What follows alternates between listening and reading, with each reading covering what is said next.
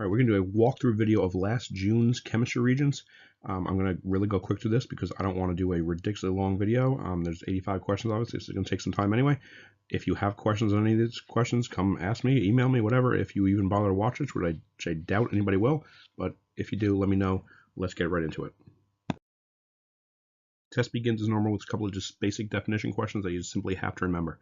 First one says, which statement describes the charge and location of an electron in an atom? Now, if I remember that there are protons and neutrons in the nucleus and electrons outside the nucleus, I can go in and eliminate any choice here that says the electrons are inside the nucleus. So I'm going to cross out choice 2 that says in the nucleus. I'm going to cross out choice 4 that says in the nucleus. Now I'm down to two choices, 1 and 3, and the difference in those is what kind of charge the electrons have. I remember that electrons have a negative charge because that's just something you need to know at this point in the year. So I'm going to cross off any option that says they have a positive charge, which gives me 1 out of the way and 2 out of the way. We already eliminated 1, 2, and 4, so we're now left with choice 3. Just narrow down your choices and pick the right one. Question number 2, which statement explains why a xenon atom is electrically neutral? Why are you neutral? Well, that's because your positive charges are balanced out by negative charges. So we just want to find the answer that says something like that. And again, you need to just remember that protons are positive, P and P, electrons are negative. So atom has fewer neutrons than electrons, has nothing to do with it. Choice 2, atom has more protons than electrons, that would be unbalanced.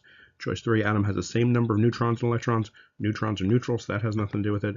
Choice 4, atom has the same number of protons and electrons. There we go. Number 3, if two atoms are isotopes of the same element the atoms must have, you just need to remember what an isotope is. And I know that an isotope is same protons, different neutrons.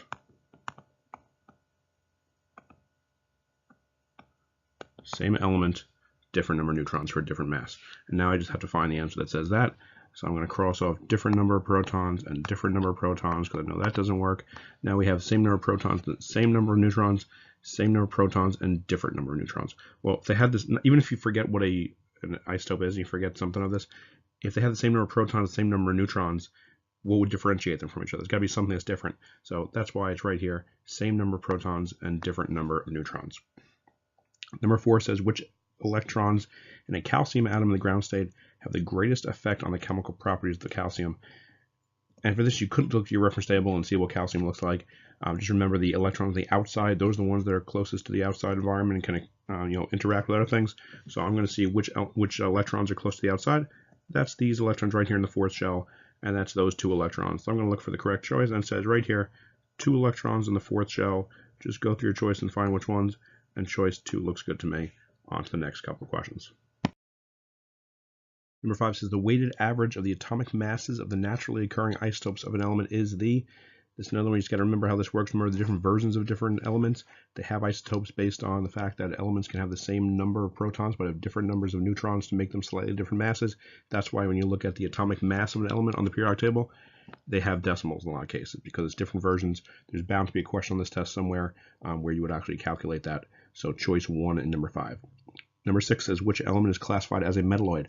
Remember that metalloids are not quite metals, not quite nonmetals. They kind of fall into the middle, and that's why they're right along the staircase. Remember, the nonmetals are up to the top right of the staircase. The metals are to the below and left of the staircase on most of the periodic table. So if you just forget which metalloids are, you can always go back to your periodic table and just actually look where all these elements are. Cr is going to be in the middle somewhere. Cs the same thing. Scandium a little bit more to the side, but silicon is the one that's right along that bold staircase on the periodic table. So silicon is your metalloid. You don't necessarily have to remember which elements are metalloids if you just look at your table and see where they actually fall. Number 7 says, which statement describes a chemical property of iron? Now, physical properties are things that are basically describing how they look, how they feel, things going between different stages or chemical changes. Physical changes. Physical properties would be things like the weight, the appearance, the look of something, what it's able to do. Chemical properties are more like how they react with something. Do they react with acids? Do they react with some other element? So the only choice anything looks like that is that iron oxidizes. It's telling us how the element actually reacts. Choice 2, iron is a solid. That just tells you something about its physicality. Iron melts. Again, it changes phase. That's a physical property. Iron is attracted to a magnet. That's, again, a physical thing. Iron oxidizes describes a type of reaction that iron can undergo, and that is a chemical property. Here's your staircase up there with the silicon right along it from before. The next question, number 8, says graphite and diamond are two forms of the same element in the solid phase that differ in their, if they're the same element and both solids, the only thing different about them is not going to be their atomic number, because that will make them the same element. Their electronegativities, because of the same element, also going to be the same. Their empirical formulas, same thing. If they're the same element, they're going to have similar empirical formulas, but they have different crystal structures. They have different shapes, different sizes, different structures. That's the only thing setting them apart. It's the same types of atoms, it's just how are they arranged. Which ion has the largest radius? On your periodic table, Br, Cl, F, and I are all in column 17, group 17. You can tell that by either looking up on table S, you can see their atomic radiuses and seeing which ones get bigger as they go down the table, or you can just remember that atoms get bigger as they go down each column. So find the one that's closest to the bottom, and if we look at our periodic table, let me actually flip to mine, we'll see which is closest to the bottom. I'm going to see that F is all the way on top, Cl is right below it, Br comes next, and then I is the farthest down the table. So I is going to be the one with the largest radius. It really doesn't matter that it has an extra electron. That's just going to make it even bigger than normal. But I is going to have the largest radius of these 4 elements. Number 10 is very similar to number 8. It says carbon monoxide and carbon dioxide have what kind of things in common or different. It's another example, just like number 8 showed, of the same types of elements with slightly different formulas, slightly different properties. These are two totally different molecules, though. Carbon monoxide is CO. Carbon dioxide, obviously, is CO2. So what's different about them? They have different physical properties, different chemical properties. They are different compounds. So we just got to find the choice that says they're different in pretty much every way. So I'm going to cross off same chemical properties, same chemical properties, same physical properties, same physical properties. And we find the last choice, different chemical properties and different physical properties. These are two totally different things. We can't assume they're going to act the same way. Number 11 is a reference table question. It says, based on table S, which group on the periodic table has the element with the highest electronegativity? If you remember that fluorine has the highest electronegativity, a 4.0 on a 4.0 scale, that's great. You can solve this question really quickly. At worst, you go to table S, which it tells you to do, and now you just have to scroll down that column that says electronegativity and see what the biggest number is. And the biggest number you're going to find is fluorine at a 4.0, which we see right here. And that, as we can see, is in group 17. So group 17 is our answer. Number 12 says, what is represented by the chemical formula PbCl2, which is lead chloride, and the little s tells us that this is just a solid chunk of this compound. Choice 1 says it's a substance. Now, if you don't remember what a substance is, you might not know if this is the answer or not. Substance is something that's kind of pure. It doesn't have things mixed in. It's just one consistent makeup throughout a sample of something. So maybe we can come back to that choice. Choice 2 says a solution. Well, a solution is different things mixed together. Usually we see liquid solutions like salt water. This is not that because it's just lead chloride as a solid chunk, so it's not going to be a solution. And choices 3 and 4, where it says homogeneous and heterogeneous mixtures, same deal. It's just one thing here. It's just lead chloride as a solid chunk. So it's not going to be these type of mixtures. You only have one thing there, and that does count as a substance because it is a pure sample of just lead chloride. So choice 1 for number 12. Number 13 says, what is the vapor pressure of propanone at 50 degrees Celsius? And for that, we need this reference table chart. I'm going to get rid of the circle from before. And this is table H that talks about vapor pressures. It says vapor pressure of propanone at 50 degrees Celsius. So we find our line for propanone. That's this guy up here, the first line at the left. And now we just go down to the bottom where it says the temperature is 50 degrees. And we trace our line all the way up to the propanone line, see where it hits, and then follow it over. And I'm going to see that it looks like the lines on the y-axis go by tens. So if this is 50, that's 60, 70. This would be 80. It's just above 80. So what number looks like that? We see 83 kPa. And even if you're not quite sure, the other numbers, obviously 101 kPa, 37 and 50, those are nowhere near this line. So it's 83 kPa for that. Choice 3 for 13. Number 14. Again, let me get rid of these lines over here. Number 14 says, which statement describes the charge distribution and polarity of a CH4 molecule? CH4, and you may remember from organic chemistry recently, is methane, but CH4 is going to look like this. It's one carbon with just 4 H's all around it. So just picture that or draw it for yourself on your paper. And now we just want to see what is the polarity and charge distribution. And go choice by choice. Charge distribution is symmetrical, or other questions say the charge distribution is asymmetrical, and is the molecule polar or nonpolar. This is a very symmetrical molecule. It's got one carbon in the middle with just 4 H's around. Every single side is exactly like the other side. So I'm going to see this is a very symmetrical molecule, which by that rule SNAP, that we know symmetrical is nonpolar, asymmetrical is polar. If this guy is symmetrical, that's going to mean it's a non-polar molecule. So I'm going to get rid of any choice that says polar, and that eliminates 3 and 4 very quickly. And then it's just choices 1 and 2. Charge distribution is symmetrical, or charge distribution is asymmetrical. And again, it's very symmetrical. Every single side of this carbon is exactly the same. So it's a symmetrical molecule. I'm going to cross off my asymmetrical choices, and now I'm down to just one choice. Choice 1 is my answer for number 14.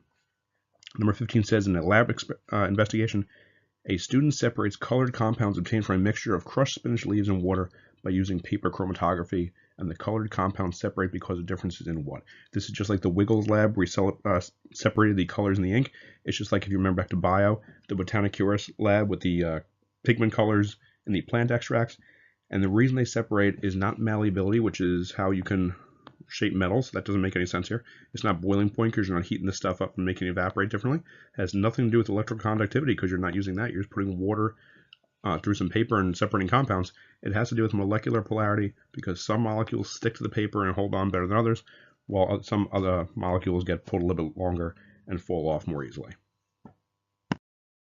Number 16 says, which phrase describes the motion and attractive forces of ideal gas particles? Even if you don't remember what an ideal gas means or what those kind of rules or suggestions are, think of what a gas looks like. So each choice says something about their motion. Is it random, straight line, or curved? And then it says something about the attractive forces between them. Well, if you think about gases, are there really particularly strong force of attraction in gases? Those particles go everywhere. There's basically no attractive forces. So I'm going to just look for anything that says that. And I'm going to cross out the choices that say strong attractive forces. I'm getting rid of choice 4.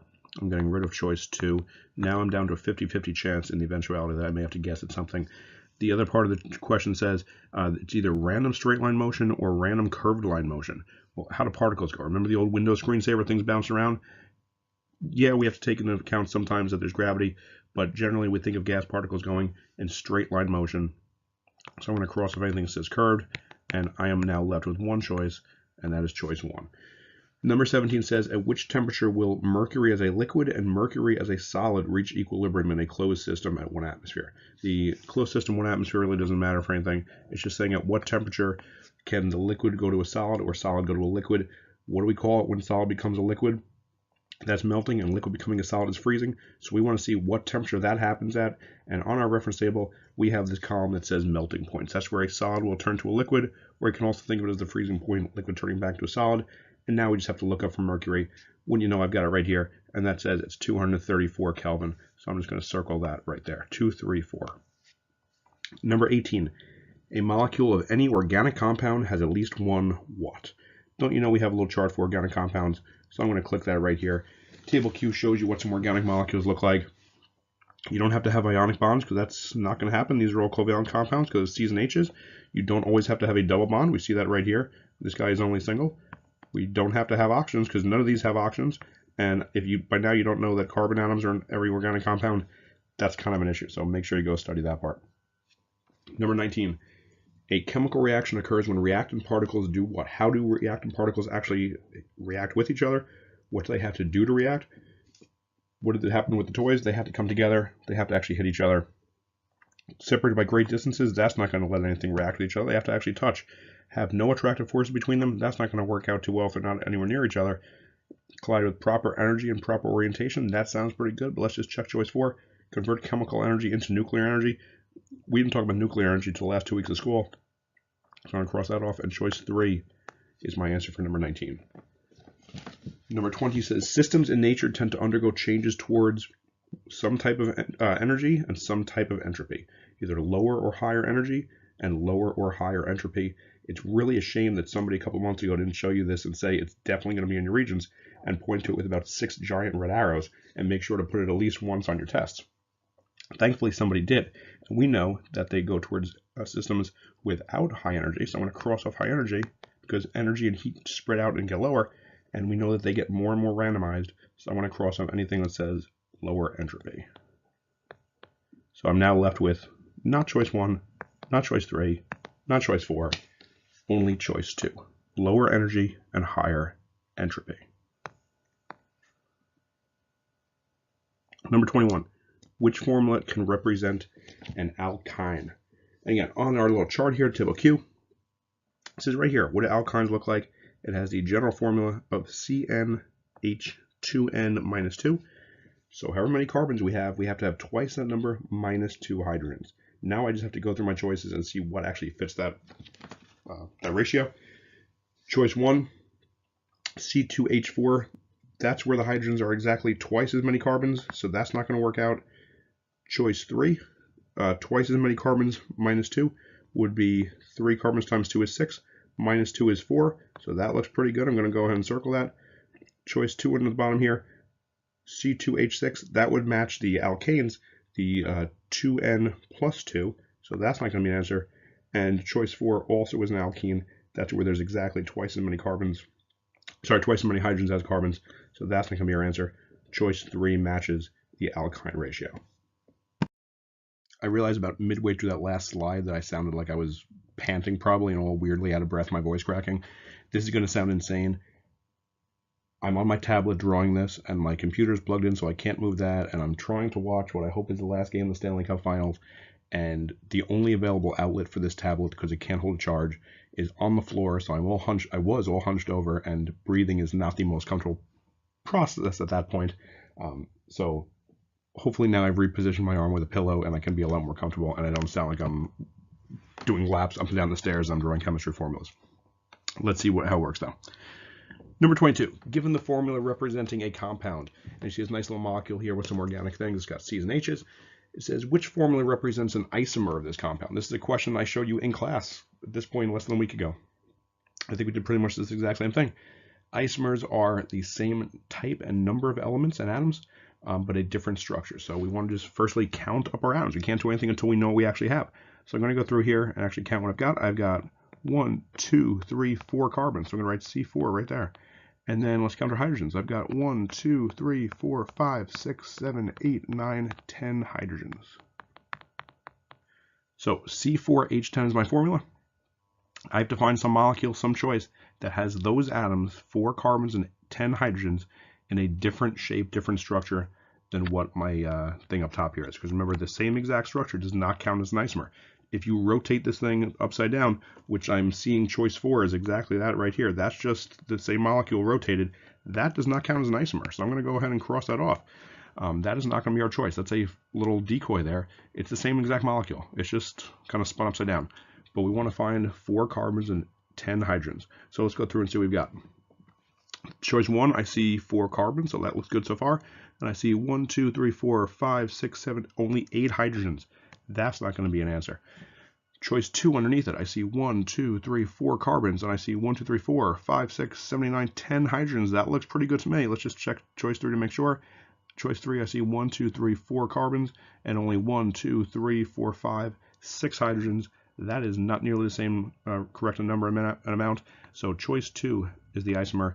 It's got the same pieces, just organized a little bit differently. They're arranged in a different structure. Number 23.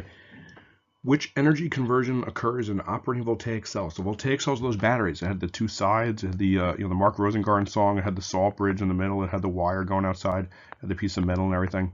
The voltaic cell, remember, it's always a spontaneous chemical reaction that creates electricity. It is a battery. It's making electricity. So it's got nothing to do with nuclear energy. We didn't talk about that at all. We're going to cross off choices 2 and 4. It's creating electricity. It's producing electricity for us to use. So that's where you're going to look for the choice that says it's creating electricity right there. And if you remember that it's a chemical reaction doing that, great. In any case, it adds up to choice 1. 24 is the exact opposite. It's saying which process now requires energy to decompose a substance. I happen to put 2 questions about opposite processes right back to back.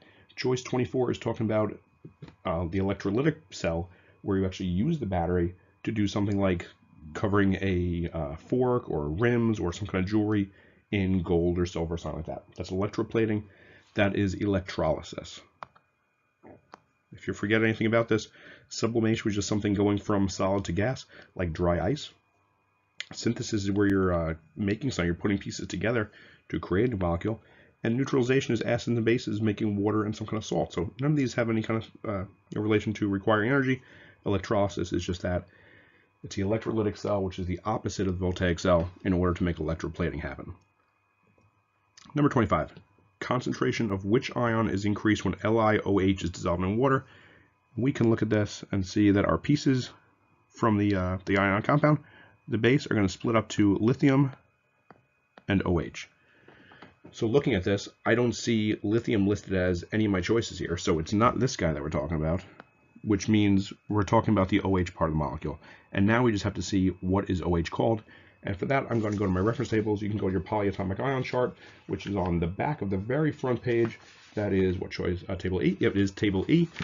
And now you just have to go and actually find OH. It is, where's OH? It is right about midway through the second column, the right-hand column, and it is called hydroxide. It's going to be choice 1. Hydrogen ion would be just an H, so that's not our choice. Hydronium ion is the very top of column 1. That's H3O+. That's not a choice. And halide ion isn't even on the table because that's a general term for anything group 17. So just go look up on the table what OH is, and that's your hydroxide ion. Number 26, which equation represents neutralization? That beginning of the word, neutralization, looks like neutral. That's because you're taking acid and base and creating neutral water and a salt. So just look for that going on here. You need acid and base creating water and something else. On choice 1, I don't see water being created. I don't see an acid or a base. That's not going to be my answer. In number 2, magnesium and oxygen going together to make magnesium oxide. Again, I don't see water being created, and neither one of the reactants is an acid or a base. In choice 3, I do see water being made, so that's a pretty good tip-off. It's the only choice here that has water being made, so a really strong indicator. And also KOH, I see the OH for a base, and H2SO4, I see the H's for an acid. So 3 is going to be my correct answer. If you want to check choice 4, just again, water is not being made anywhere, so that's not going to be your answer. Choice 3 for number 26. Question 27. The stability of an isotope is related to its ratio of, again, this is nothing that's on a reference table. You just need to really remember how this works. This was one of the very first things we talked about with nuclear chemistry, and that is unstable isotopes. These radioisotopes are because of the neutron to proton ratio in the nucleus. It's why these really heavy elements become unstable and spontaneously decay. They fall apart. It's got nothing to do with the electrons for once, and everything to do with the neutrons and protons. It's the things that are in the nucleus are just not really happy with each other. They're not stable. They push against each other too much, and the whole thing breaks down, starts to decay. Number 28, which particle has the least mass? This is a question I know is on my list of common questions because it always pops up something similar. And for this, you just go to table O. It's listed right there. You don't have to remember which particles are smaller or larger. It's right here on table O. It's, I think, one of really the hidden secrets that people forget are even there. And now we just go through the list. It says the least mass. So we're going to look for the lowest atomic mass number, the number on top. Alpha particle right up top, we see this 4 as the mass. I'm going to write a 4 right next to that. For the beta particle right underneath it, it's got a 0. So that's going to be pretty tough to beat. The neutron down near the bottom, it's got a mass of 1. So far, alpha particle and beta particle are losing because they're heavier. And last choice, proton right underneath it also has a mass of 1. So that's got that. We cross them off. The least mass goes to the beta particle because it has no mass. It's a small fraction of a proton. So it's there, but we don't count it as anything. We count it as 0. 29. Energy released during a nuclear reaction is the result of what? Breaking chemical bonds, forming chemical bonds, mass being converted to energy, or energy being converted to mass? Well, breaking and forming chemical bonds, those are chemical reactions, not, as the question says, nuclear reactions. So we're going to cross those choices off right away. And now we're left with mass being converted to energy, or energy being converted to mass. And we don't convert energy to mass. There was that thing, the mass defect. Remember that? If you bothered to watch the last of the nuclear chemistry videos, Einstein predicted that. It's where some of the mass always gets converted directly into energy. So you lose a little bit of mass during nuclear reactions. That is choice 3. Mass converted to energy. And that's how that works. Number 30. The use of uranium-238 to determine the age of a geological formation is a beneficial use of what? Nuclear fusion, nuclear fission. Those are just 2 reaction types. That's not going to work. It's basically saying, how do we tell how old things are, like carbon-14 dating, based on some kind of nuclear process. And it's these radioactive isotopes. Different radioactive forms of the elements in rocks can help us determine how old something is. Is it really new? Is it really old? Radioactive isomers just mean there's different structures, and they have to be radioactive, so that's not a thing. It's going to be choice 4 for number 30. And we are well past halfway through the multiple choice section. So the first 30 questions are multiple choice. As you've seen, just kind of one-off questions. Do you remember this? Is it a definition? Can you look it up in the reference table somewhere? For the next 20 questions, we see things more based on some kind of a reading or a picture or a diagram or chart, something like this. So now we're down to more of the analysis type questions, the second part of the multiple choice sections, part B1. So it says at the top, questions 31, 32 are based on this diagram right here. It's a bright line spectra. So that's the lab we did with the flame test and the emission spectrums. So we see 4 elements, A, D, X, and Z, and then this mixture of different elements, and it tells the wavelengths at the bottom. It has little lines we can compare, and we want to see for number 31 which elements are present in this mixture. It's a lot like in bio when you did the bar coding for DNA sequencing, gel electrophoresis. We want to see what elements, and it says plural elements, plus all our answers are more than one element, so you know you're going to have 2. So let's just go through one at a time. Remember, for an element to be present in the mixture, every single one of its lines has to be in that mixture. So don't start with the mixture and go backwards and try to match up. Like, don't say, oh, these lines look like this element. Just start with the elements up top, and if every single one of their lines is not in that mixture, it does not count. So I'm going to go element A first, and I see this line right here. Sure looks like it matches up with that. This line here looks like it matches there, and these 2 lines look like they match with these 2 lines. So I'm pretty comfortable saying that element A is in our mixture. I'm going to cross off down here and compare the next one. Element D. Also at this point, if I know element A is in the mixture, I can cross off choices 2, and I can cross off choices 4, because they do not have element A. So now I'm down to, is it either D or X that are in this mixture? So I'm going to look at element D next, and I see these just only 2 lines that it has, and there's nothing right there in that mixture. So I know for a fact D is not in this mixture. I'm going to cross that off, and that would tell me that it's not choice 1. Let's just double check and see if choice X is there. The 2 lines here match those. This line matches that. This line matches that. This line matches that. These 2 lines match those 2 lines. X looks really good, and that means it's choice 3 for number 31. Element Z, if you really want to check, right away you can see that this line doesn't match, this line doesn't match, this line doesn't match. Element Z is a no-go. It is A and X. Choice 3 for number 31. Number 32 says each line in the spectrum represents the energy that is what? Remember, for lines to be created, for light to be given off, that's where you have the different rings, the different energy levels, and it's where one electron absorbs energy to move up, becomes excited, and then it has to give that energy out again as light to jump right back down again. That's where it happens. It's the electron dropping down to its original lower energy level, lower energy state. So we're going to find the answer that says that. It says represents energy that's absorbed. Nope. Absorbed. Nope. We're down to choices 3 and 4. And now it says released as an electron moves from a lower energy state to a higher, or higher to a lower. We just saw it over here. It's higher to lower, so we're going to get rid of choice 3 and go with choice 4. Number 33. The table below shows the number of protons, neutrons, electrons, and 4 ions. So it lists these 4 elements, 4 ions here, and shows the number of the different subatomic particles. And the question for number 33 says, which ion has a charge of -2? If it has a -2 charge, that means it is not balanced with an equal number of protons and electrons. And -2 just means there are 2 extra of the negative guy. So however many protons there should be 2 extra electrons. So let's just go one choice at a time. Choice A, we have 8 protons and 10 electrons.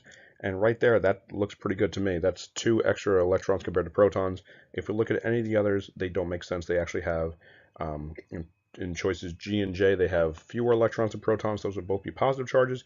And choice E, ion E, it's only 1 more electron. So choice 1, element or ion A, is the correct one. Nothing to do with the neutrons, but there are 2 extra electrons. That's why it's the -2 charge. Number 34, what is the approximate mass of an atom that contains 26 protons, 26 electrons, and 19 neutrons?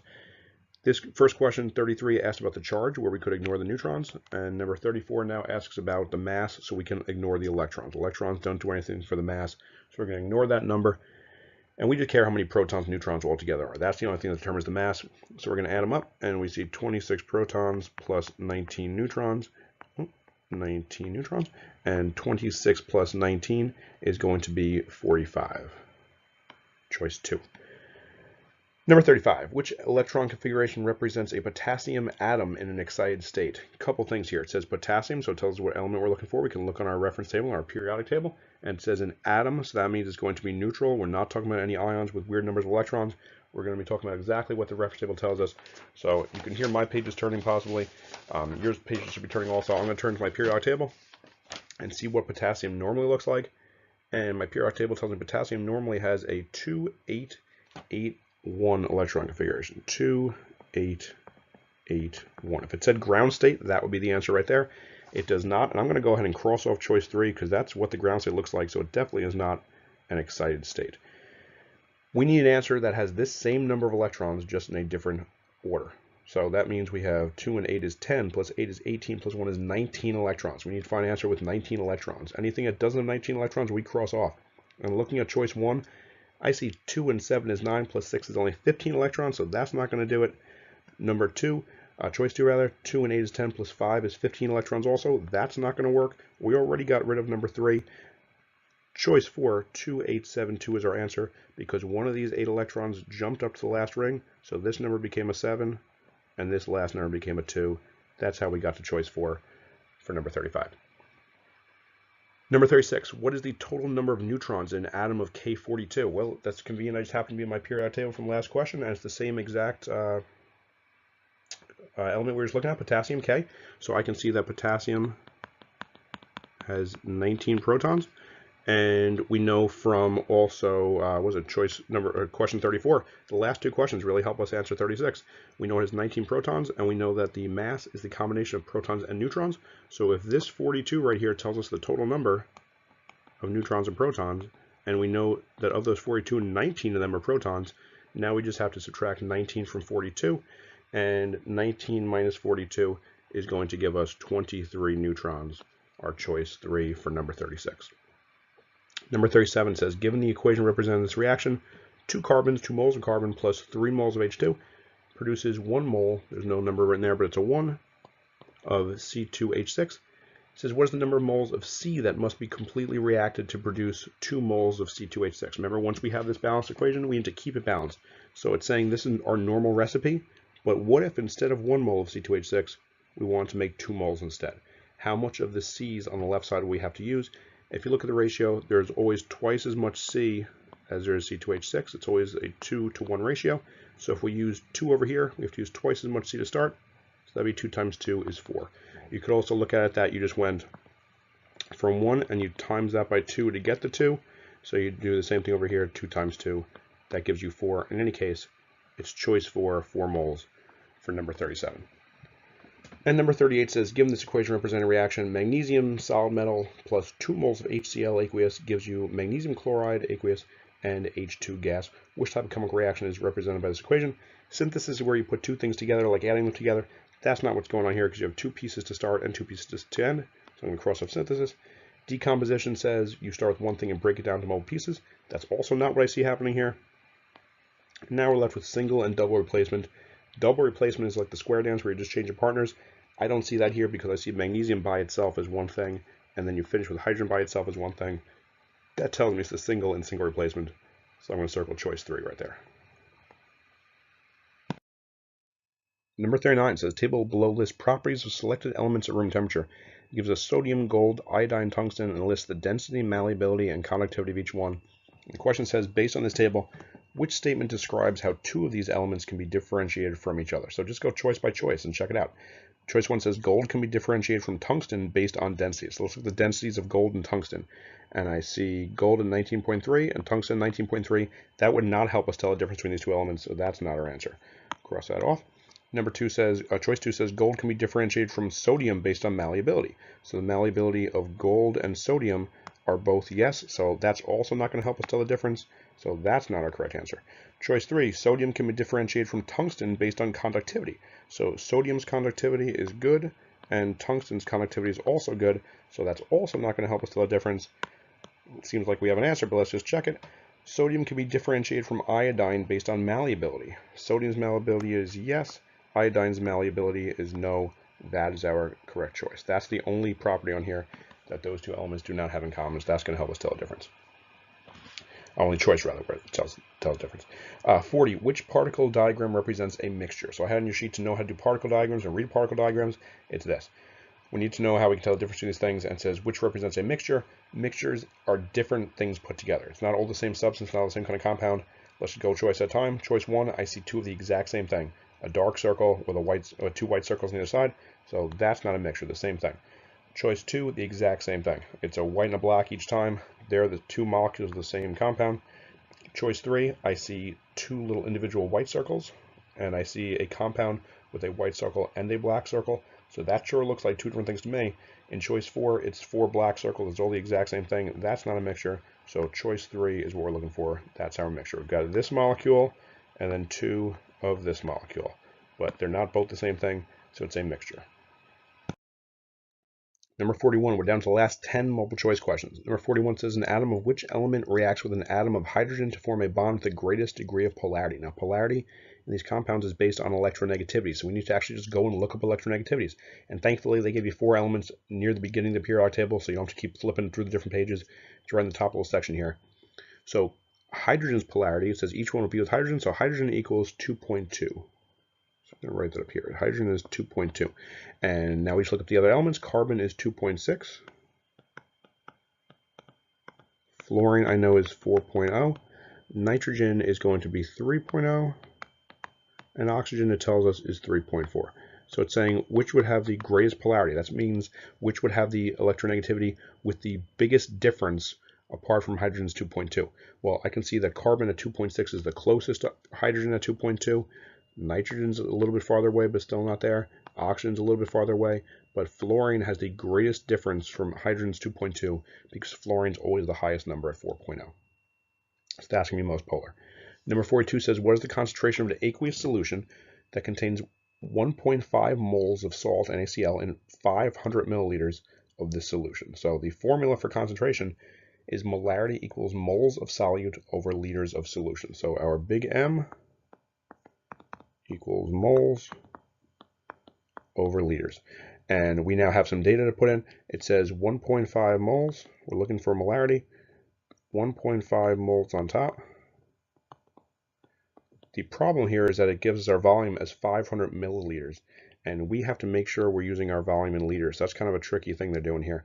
To go from milliliters to liters, we move our decimal 3 points to the left. So we go 500 milliliters, and it goes 1, 2, 3 points to the left. And that's going to equal 0.500 liters. Now we can put that number on the bottom, 0.500 liters. And now we just divide 1.5 divided by 0.5, and that's going to give us 3. 3 molar solution, and that is choice 3 in number 42. Number 43, the table below shows data for the temperature, pressure, and volume of 4 gas samples, and it has gas samples 1, 2, 3, 4, and it tells us what the temperature in Kelvin, the pressure in atmospheres, and the volume in liters is for each one. Question says, which 2 gas samples contain the same number of molecules? Now, how the heck are you supposed to figure this out? There's no formula to do here. There's no reference table, equations can tell you how to do this. This is, again, one of those things you just have to remember. And this is, again, a question I point out and said, this will be on your Regents. This is one of the first ones I added to your commonly asked questions list. This is Avogadro's hypothesis. And Avogadro, the first time we heard about him this year, the little bird guy himself, was that if different samples of gas have the same temperature, pressure, and volume, they also contain the same number of molecules. So we need to find which 2 gas samples here from our choices have the same exact temperature, pressure, and volume, and that'll then tell us that they also have the same number of molecules. So just choice by choice, choices 1 and 2. Well, I can see right away choices 1 and 2 have a different temperature. As soon as they're different there, that's a no-go. So I'm going to cross off option 1. Choice 2, 1 and 3. 1 and 3, they have the same temperature, but they have different pressure, so that's not going to work. Choice 2 is bad. Let me erase these. Choice 3 says 2 and 3. 2 and 3 have different temperatures. So again, right away, we know that's not going to be our option. And choice 4, 2 and 4, they have the same temperatures, they have the same pressures, and they have the same volumes. If all 3 of those are equal, the number of molecules are also equal. If any 3 are the same, the 4th one is also the same. Often you see this where it tells you these samples of gas are at STP, which will have the same number of molecules. And STP, just remember, means standard temperature and pressure. They will tell you the volume is the same, and then which one has the molecules, something like that. Just remember, 3 of the 4 being equal, the 4th is also equal. Avogadro tells us it is choice 4. Number 44 says, based on table I, so let's pull up table I, and what is the delta H value of the energy change for the production of 1 mole of NO2 gas from its elements, so nitrogen and oxygen, at 101.3 kPa and 298 K, yada yada. We don't need this last part of the things. We just need to know you're making NO2 gas from nitrogen and oxygen. And now we just actually have to go to the chart and find it. That's actually the trickiest part here. We just got to look through.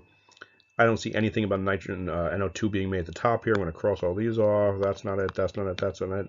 Right here we've got some NO2. And these are not, any of these things are not NO2. None of these are it. Okay, so down to these 2 choices right here. We've got NO2 gas. And actually the first one is NO, so that's not it either. So we're looking at this formula right here, this equation. finally narrowed it down. And now it just says, what's the delta H value? Delta H number is right there. So we just look plus 66.4. And that's not an answer because in the equation, it says you're making 2 moles of NO2. So if it's 0.66.4 for 2 moles, it'll only be half of that for 1 mole, as the question says. Therefore, it's plus 33.2 kilojoules of energy. So a little bit tricky. You have to actually find the equation first, the reaction first, and then realize that this shows 2 moles on the table, but the question only asks 1 mole, which you'll see because obviously this choice is not there. They're actually nice in this instance. They didn't put 66.4 as one of the decoy answers. You just have to remember you're cutting in half for only 1 mole. Number 45 says, which equation represents an addition reaction? Well, what does addition mean? Addition means you're taking more than one thing and adding them together to get one thing combined. So there's only one equation on here that shows 2 pieces being combined into one, and that is choice 2. That's an organic addition reaction where you have C3H6 and the chlorines are being added to it. You're starting with 2 reactants and getting 1 product. I point out in class how addition and substitution organic reactions are very, very common on this test. Substitution is the first one where you have a chlorine being added on, but then another chlorine staying behind, the 8 coming off and taking its place. That's substitution, that doesn't count. Choice 2 is the addition one. 46 says, given the balanced equation representing a reaction, it gives you this little nickel plus HCl goes to nickel chloride H2, a little single replacement. And it says in this reaction, each nickel atom either loses electrons or gains electrons, and how many? Well, this is going to be a redox reaction, so we have to actually just go in and do our redox numbers. So nickel is by itself, 1 element with no charge, so that's going to be 0.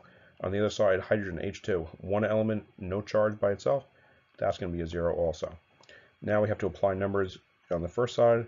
I see chlorine. Chlorine I can put as a -1, and the H is a +1 for HCl. And over here, chlorine again, -1. Altogether, both chlorines are -2. So nickel has to be a +2 to balance that out. So now it says what happens to each nickel, and I see that nickel goes from being a 0 to a +2. So its charge is going up. If it's getting a more positive oxidation number, it means it had to have lost electrons. So I'm going to get rid of any option that says it gained electrons. And how many electrons? Well, to go from 0 to +2, it was 2 electrons being lost. Number 47. Says which equation represents a reduction half reaction. So we just saw oxidation in number 46, and now we want to see reduction. Remember, reduction is your oxidation number goes down. So let's just look at all these different options and see, are there any options where our number does not go down? For iron here, we go from a 0 charge that's by itself without charge to +3. That's going up, so that's not going to be our answer. For choice 2, we go from 0 on the left side to +3 on the right. Again, if that's oxidation, that's not going to be our answer. Choice 3, we go from +3 to 0, so that's a possibility. And choice 4, again, we go from +3 to 0, so that's going to be a possibility. Now we just have to see which of these makes sense. The only thing different between them is which side of the arrow the electrons are put on. And if you remember, the electrons always go on the more positive side, so that the charge on each side of the arrow balances out. In choice 3, we have a +3 charge over here. On the right side of the arrow, we have a 0 and a -3, so that does not balance. That's not going to be our answer. In choice 4, we have a +3 and a -3 adding up to 0. And on the right side, we also have a 0. So choice 4 is going to be our answer for number 47. And we have 3 multiple choice questions left. Number 48. It says, given the balanced ionic equation represents a reaction that has 1 mole of copper solid plus 2 moles of silver plus, Ag plus aqueous ions, produces 1 mole of copper plus 2 aqueous plus 2 moles of silver solid. So during this reaction, electrons are transferred from who? Again, we just have to actually apply our oxidation numbers. So I'm going to throw in copper, 1 element, no charge by itself as a 0. Same thing on the other side for silver right there. Silver on the left side has a plus charge, so it's a +1. And copper on the right side has a +2, so it is +2. So let's see where the electrons are going from and to whom. In this reaction, I can see copper going from a 0 to a +2, so he's going to lose electrons. Therefore, in the choices, it says electron transferred from. I'm going to pick the one that says copper is losing, so I'm going to get rid of Ag here. I'm going to get rid of Ag right there. And then is it the copper 0 solid or the copper +2 who's losing electrons? We're starting out with copper 0, so right away that tells me it's going to be copper solid with no charge, losing the electrons, choice 1, and he is going to give them to silver with the +1 charge. That's why copper ends up with +2, because he lost the electrons, and the silver ends up as a 0 charge because he actually gained the electrons. Number 49 says, which metal reacts spontaneously with Sr plus 2 ions? That's a table J question.